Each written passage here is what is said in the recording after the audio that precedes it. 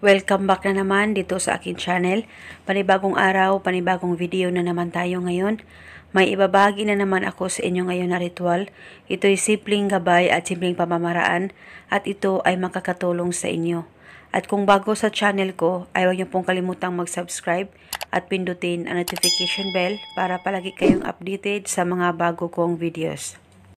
Gusto mo ba na siya ay mapupuyat sa kakaisip sa'yo? Lalong-lalo na kung wala na siyang pakialam sa'yo at ikaw ay binaliwala na niya.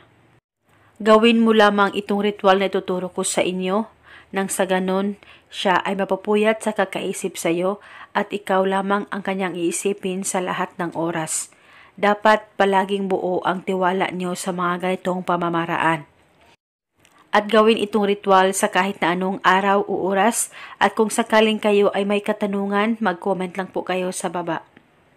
Ang gagawin mo lamang ay kumuha ka lamang ng isang butil na bawang, huwag mo itong balatan at pagkatapos ay ilagay mo ito sa palad mo.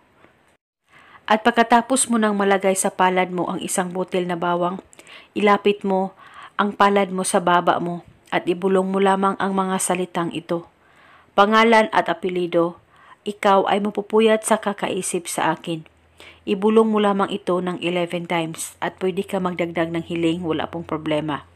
At pagkatapos ay itago mo na itong isang butil na bawang sa bag mo, sa wallet mo, o di kaya sa bulsa mo at dalhin mo ito kahit saan ka man magpunta at itago ito hanggang kailan mo gusto. At pwede ito bulungan araw-araw. At paniguradong siya ay mapupuyat sa kakaisip sa'yo at maging okay at maayos na kayong dalawa ng partner mo. At pagkatapos mong magawa ang ritual, huwag mong isipin, ibaliwala mo lang nang ikaw ay mamangha na lang sa maging resulta nito. At ito muna sa ngayon, maraming salamat po sa panonood. May God bless.